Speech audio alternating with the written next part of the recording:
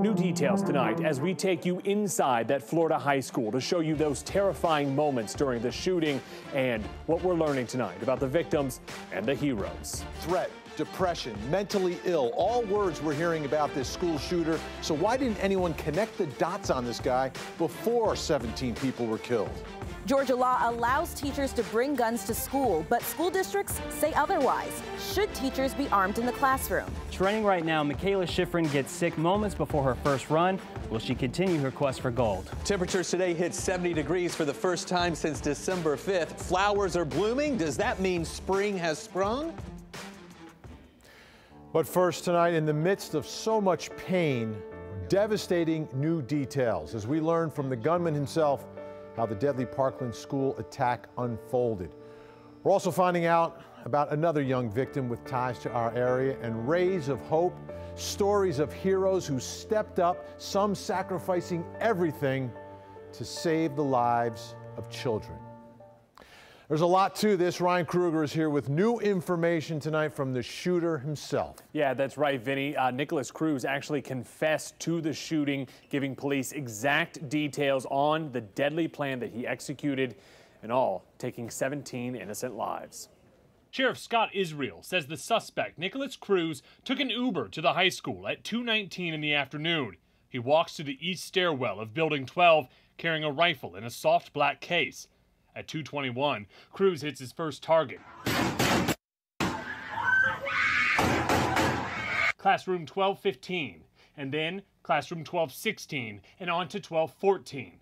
The sheriff says Cruz backtracks, fires more shots into classrooms 1215 and 1216 before targeting students in a fourth first floor classroom.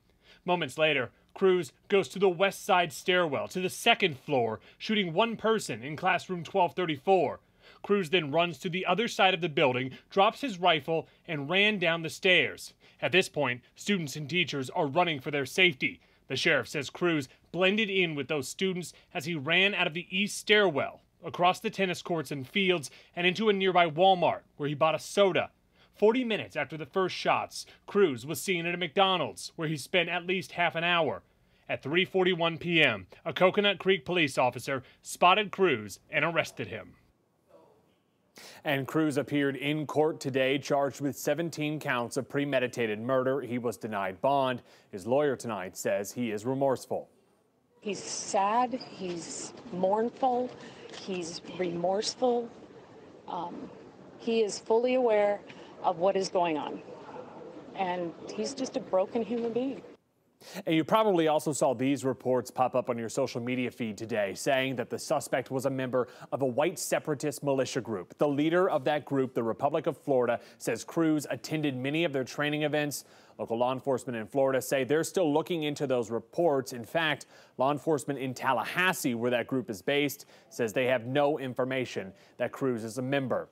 Meanwhile, the hashtag Parkland Strong trending all night tonight after a vigil for the victims. Cubs all-star Anthony Rizzo, who went to that high school, told crowds something has to change. I am only who I am because of this community. And I just want all of you to know how proud I am to be part of this community. I want you to know that you're not alone in your grief. We're all grieving with you.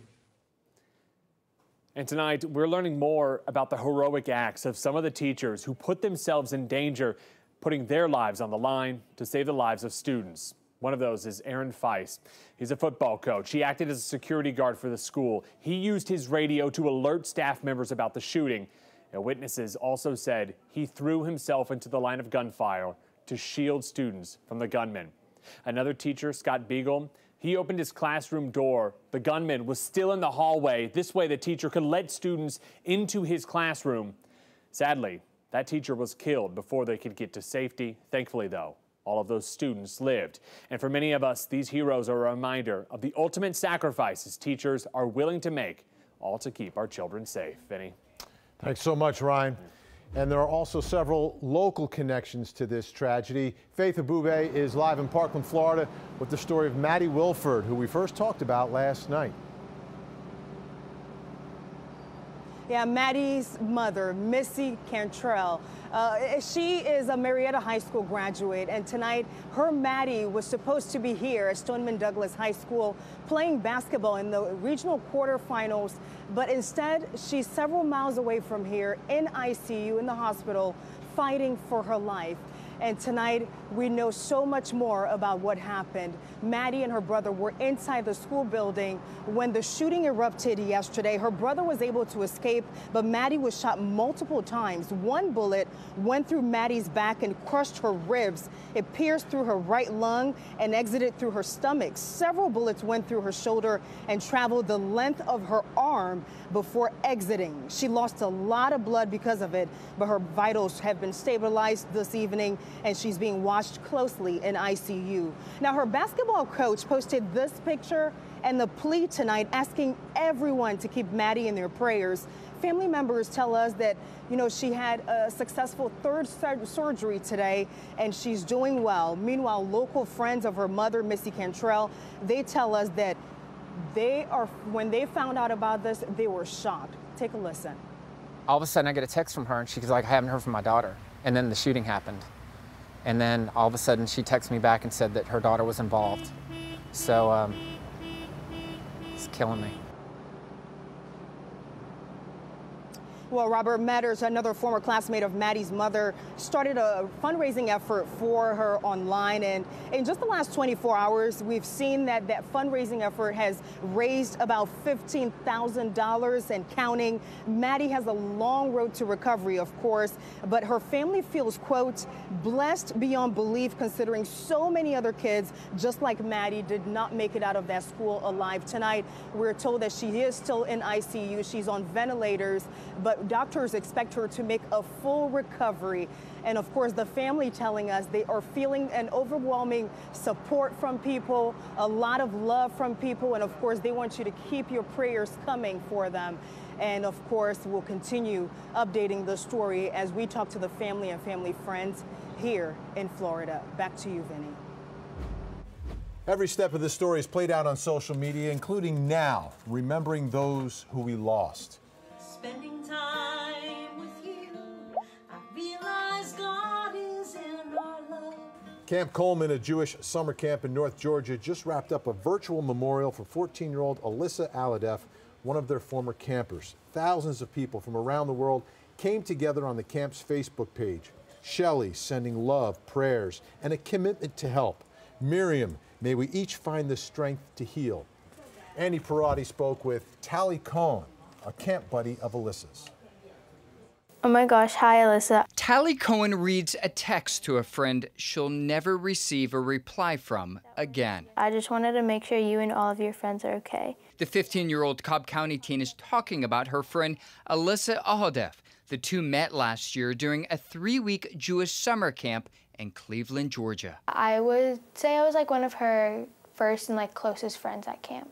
She always put a smile on my face. Both were incoming high school freshmen. They instantly clicked. It's just nice to have someone so close, especially at camp when we're doing all these super fun activities. I get to share that with them. After camp, they stayed in touch and were excited to see each other again this summer. Until yesterday afternoon, when gunfire erupted at Stoneman Douglas High School, where Aladef lived in Parkland, Florida. That was when I got really scared. Later that evening, Cohen learned Aladef was one of 17 shot by a gunman. She prayed that night that Aladef would make it. When she woke up, she learned her friend did not. Her mom had posted something on Facebook this morning, talking about how she lost her daughter. What was it like reading that? It was just scary, and it was kind of eye-opening because she said that she had just sent her daughter to school any normal day, and her daughter never came back home. Two young girls hoping for a lasting friendship that never had a chance to see what it could have been. She just went to school any normal day, and she never came home. Cohen says another friend from camp was at the school during the shooting. Luckily, he survived. Meanwhile, Alyssa's mother was on network news earlier today pleading for more security in schools and gun reform. Back to you, Vinny. All right, thanks, Andy. You know, I'm a father, and like every parent across the country tonight, I'm wondering, how can we make our kids safer? More than 4,000 of you are looking for solutions with us right now on Facebook. And we're asking, what changes would you make? Melinda Barnes says, have teachers or administration who want to have a handgun. That's the suggestion we're digging into tonight. It's been a controversial issue in Georgia. A law passed back in 2014 allowing school boards to arm teachers, but not a single one in Georgia has done it. Natisha Lance is answering the question tonight, why not? Vinny, you are absolutely right. This has been a controversial issue since 2014 when Governor Deal signed this act into law. And while you have parents like Melinda and even gun advocates who think it's a good idea, you have some teachers who say it's not that simple. We're praying for these families. We will continue to pray for these families. With almost every school shooting, we hear the same condolences. How could this ever happen in this country?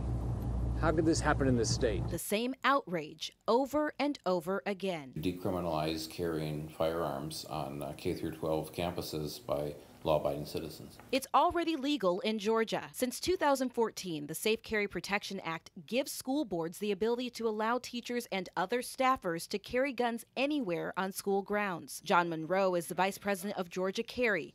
He says it could stop students from becoming sitting ducks in a mass shooting. It's a proactive approach, and it gives the people in the school the possibility of being defended sooner than if you wait for the police to arrive. Take Newtown, Connecticut, for example. 20 first graders were killed by a gunman in 2012. It took 4 minutes for the first responders to arrive on scene. It sounds short, but every second counts when bullets are being fired. We've created these so-called gun-free zones where law-abiding citizens can't carry guns, but of course criminals can, and then you create soft targets because you've got a bunch of people that can't defend themselves. Verdelia Turner is the president of Georgia's American Federation of Teachers. She says thinking about arming teachers is complicated. Oh, Lord, that's a big debate. Over cost, the psychological fitness of teachers, and the possibility of accidents. Well, at the end of any given day, when teachers have been barraged with nothing but problems, and even parents and the community are blaming teachers, etc., I have no idea what a teacher might do with a gun. What happens when a teacher shoots someone and then a case is made out of that and they say, oh, I thought the kid had a gun. What happens then? Just like with policemen. That might be why in 4 years, not one school district in the state of Georgia has granted employees the right to bear arms on the job. And we asked the head of security for Atlanta Public Schools today during a press conference if they were thinking about arming their teachers, putting this law into action, and they said it is something that they are not even considering. All right, thanks, Natisha. We keep hearing about warning signs, weeks, even months before the shooting. So we asked a psychologist, how do we teach our children to identify danger? That story coming up in 15 minutes. One of our digital investigations is sparking some outrage tonight. These people need a good lawyer. I paid you $2,000. Right. And a drug addict? Look at you, man.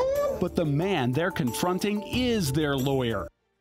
That's attorney Walter Moore. His clients were left digging through the trash looking for answers. We had planned to show our full investigation tonight, and we know some of you are looking for it. We decided the shooting in Florida was too big, too important, and we wanted to give it more of our time.